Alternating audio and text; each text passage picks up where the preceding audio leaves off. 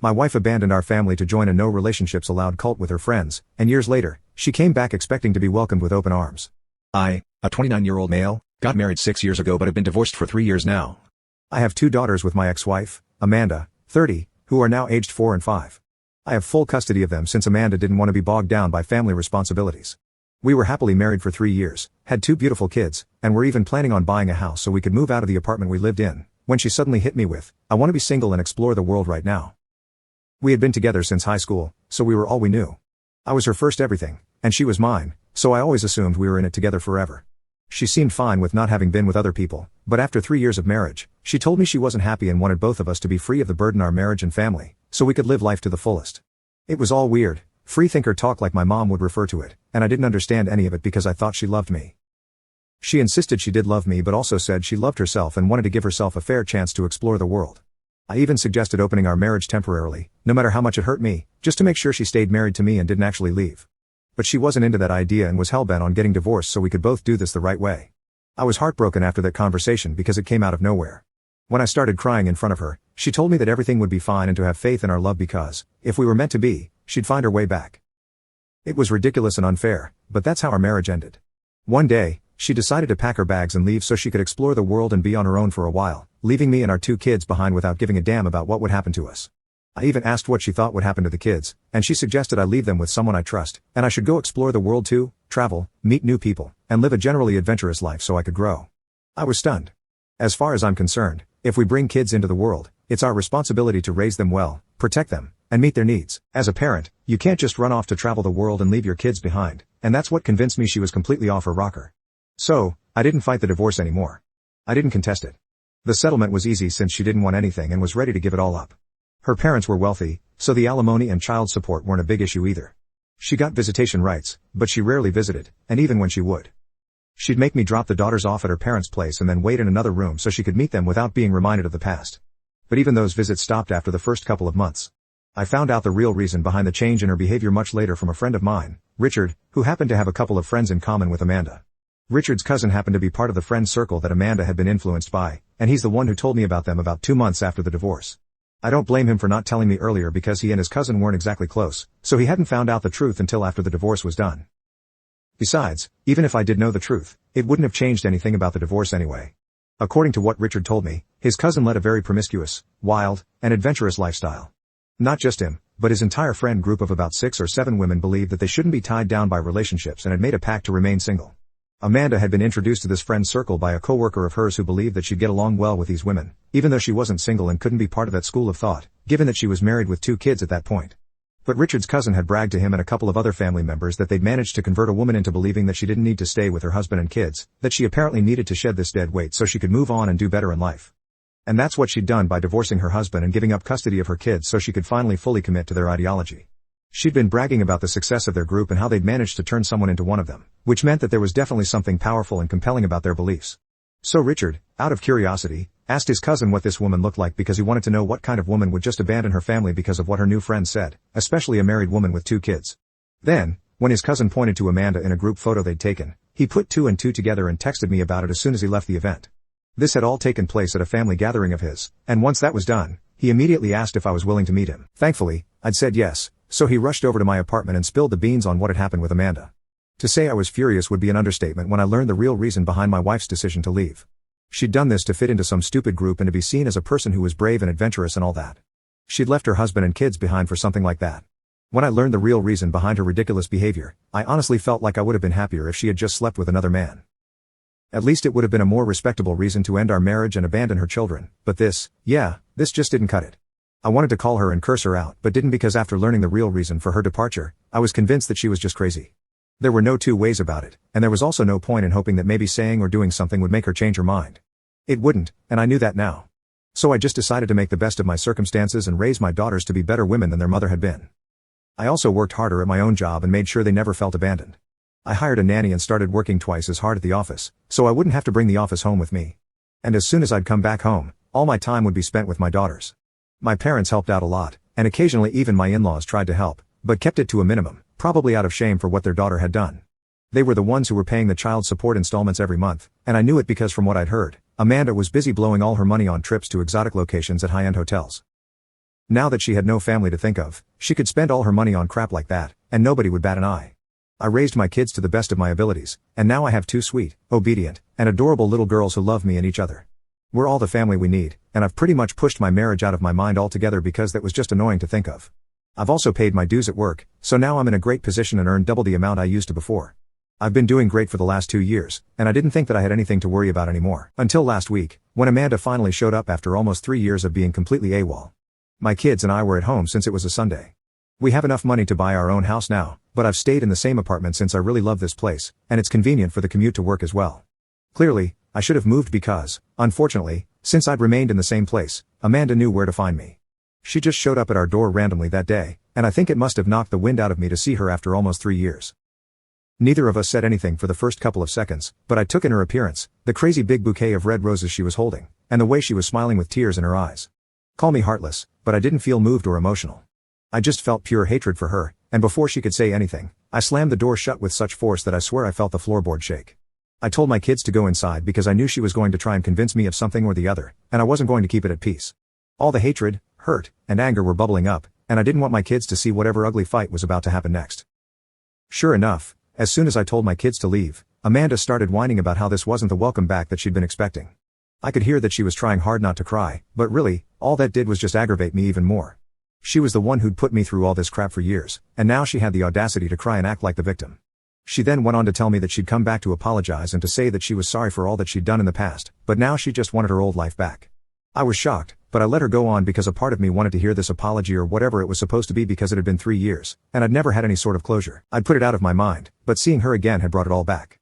And I guess in some sick way, I was really relishing the opportunity to show her her place. Just so she would know that we were all better off without her, and nobody missed her in her absence. She went on for a couple of minutes about how she'd had her fun in these past couple of years, but at the end of the day, she'd just feel empty because she had nobody to come home to except for empty hotel rooms. She confessed that she'd been feeling like she was missing something for the last couple of months, and she'd finally made the very difficult decision of coming back and apologizing now so she could finally make amends. Apparently, the high of traveling and exploring life with her new group of friends had worn off after the first few months, but she continued to stick to that lifestyle because she was too afraid to come back. She felt like since she'd sacrificed a lot for that life, she had to fully commit to it, but now she couldn't imagine going back and just wanted her old life back. The more she talked, the more I felt like opening the door and punching her in her stupid face as hard as I could. I couldn't tolerate any more of her BS, so I told her to just leave us alone and that I didn't want to see her or talk to her at the moment. But Amanda, being Amanda, believed that she could change my mind by continuing to ramble on, standing outside the door and begging me to come back to her. After a point, it started getting on my nerves, and I also had to bring the kids out of their rooms so I could serve them dinner. So I just hit the door and yelled out that we're not her family anymore, so she needed to go away now.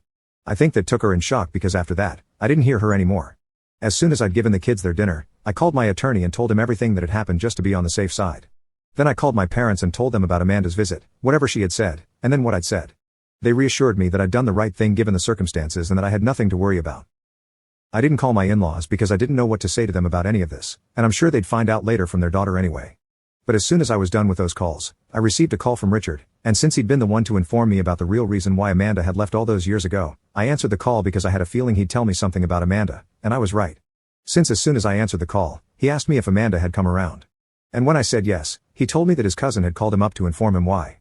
Richard and I are really close friends and have always been, even apart from the situation with Amanda where he's been a major source of information for me regarding her, thanks to his cousin. After he'd told me about whatever his cousin had told him all those years ago, he told his cousin that if there was anything he found out about Amanda, he was supposed to come straight to him since I was the one she'd screwed over.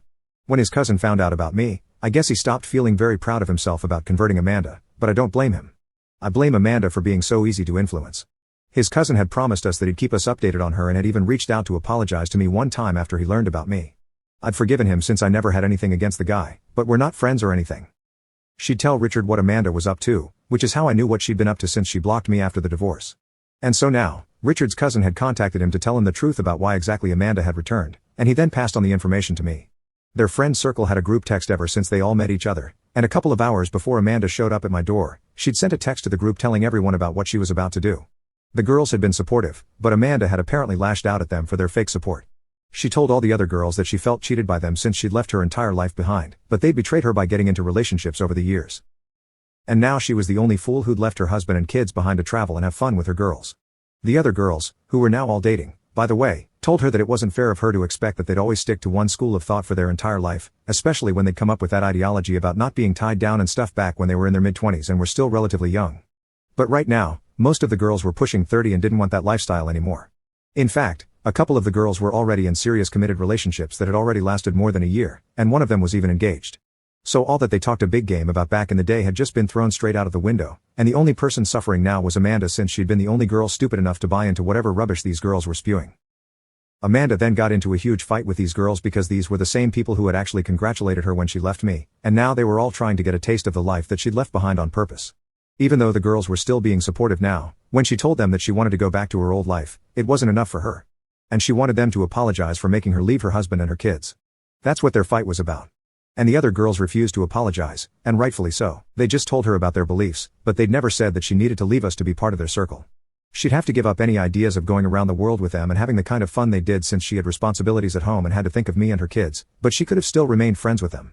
They'd never given her any ultimatum or whatever, but it had been her own personal choice to abandon us all for the life she thought she wanted just so she could fit in. And she was doing the same thing yet again. Now that most of the girls were in relationships, she felt the pressure to fit in yet again, and that's why she'd come back to us, not out of any sense of duty or because she felt empty like she told me. Maybe that could have been part of the reason, but it wasn't the whole reason. And when I heard about all of this from Richard, my blood boiled because I'd felt a little guilty for turning her away. And that's why I'd had to call my parents for reassurance. Had I known these things before she came by, then she would have really received the bashing of a lifetime from me. But Richard's cousin had been extremely busy with work at the time all these things were being discussed in their group text, and he hadn't checked his phone, so he didn't know. When he did find out after work, he told Richard about it as soon as he could, and then Richard called me to tell me about it. So I ended up finding out after Amanda had already visited and we talked. However, now that I knew what she was really here for, I also made up my mind that I wouldn't let her come back at any cost, and neither would I feel bad about it. She'd never ever felt bad about the things that she'd done and put me and her kids through, so I didn't see the need for me to feel so guilty about it either. She was just a terrible person, period, and this was the way it was going to be. So I steeled myself for her next attempt to try and come back, but it never happened. For the next couple of days, I didn't hear from her. And even though I told Richard to ask his cousin about her, he told me that he had no idea what Amanda had been up to either, since she blocked all the guys from the group after that fight. Even Richard's cousin had been blocked in spite of the fact that he had nothing to do with the fight and hadn't even known about it until later. It was a bigger issue for me now, since if Richard's cousin was blocked, it meant that I'd have no way of being in the loop regarding what she was going to do next. Amanda was the kind of girl who discusses something as small and insignificant as buying a shoe with other people before she actually goes through with it. So of course, she'd discuss everything with her friends before actually doing anything, but now that Richard's cousin was blocked, I had no way of knowing anything. So naturally, when my in-laws called me 3 days ago, I was caught completely off guard and didn't know what to expect. They told me that they were calling to discuss what I'd said to Amanda the other day when she'd come to visit me and make things right with me. I told them that I didn't want her back, and it was just as simple as that. But they went on to tell me that they'd continued to pay child support and had made sure that their grandkids grew up well. So I had no right to say that this wasn't her family anymore. We got into a verbal spat over it because they were actually defending her, and then I ended up hanging up on them. I've been thinking about it, but I can't even begin to fathom how exactly I'm in the wrong here. I just don't think that's the case, but my in-laws were right that they'd held up their end of the agreement and Amanda still has visitation rights. She's just not used them in a while. I don't understand what to do right now. On one hand, I really do wish for my kids to have a mother, even though I know I'm enough for them at the moment. But I don't want to deprive her of anything. I don't even know if it's legally my place yet. I just can't figure out what to do right now, and my kids are honestly all that I'm thinking of at the moment. Ida for telling my ex-wife that my kids and I are not her family anymore after she left us behind for 3 years. Update 1. Hi. Thank you for all the comments and help. I've decided that I'm going to appeal and get the custody arrangement changed so she doesn't have visitation rights either. I don't know if I'll succeed or not, but it's worth a try. It's been 2 days since I posted here, and that's the advice that most of you guys had for me, so I'm doing that, and my parents agree with it too. Paying child support just meant that Amanda and her parents had held up the legal end of the arrangement, but everything else was all me. I'd raise my kids while she had her fun with the girls. She doesn't get to pick and choose when she can be a part of our lives and be with us on her terms. Update 2. I filed for termination of Amanda's parental rights earlier today, and I really regret not having done so sooner. I should have done it as soon as she stopped coming around to see the kids after the first couple of months when she left us the first time, but, oh well, better late than never. A lot of people here had a lot to say about me making this move, but I take my words back about not depriving my kids of a mother. They never had a present mom in the first place, and there's no telling if Amanda might want to take off someday again. She was absent for 3 years, so now she can take a permanent leave from being a parent and go do whatever it is that she wants to do, but not at the cost of my emotions or my kids' well-being. That's not okay with me, and I really don't think I'm depriving my kids of anything at all since they never had a mother anyway. So it's not like they're going to miss her. Update 3. so I didn't manage to get her rights terminated altogether, but at least now she can only meet the kids as long as the visits are supervised by me. At least that's something, and she can't just push us around anymore. If she can prove to the court that she's capable and fit to be a consistent mother, then maybe we can renegotiate this arrangement sometime. But as of now, this is the best that she can get out of us. As for me, she's not getting back with me ever, and that's non-negotiable.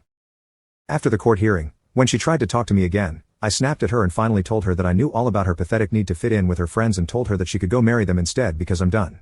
And if she wasn't the mother of my kids, then I probably wouldn't even have spit on someone like her.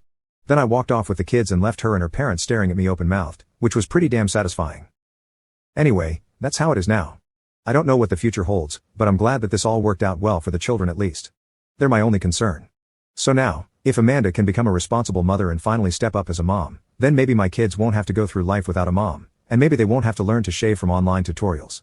But if she tries anything even remotely funny ever again, then she'll have hell to pay for it. She's messed with my head enough as it is, but she's not going to put our kids through anything of the sort. Do except endure.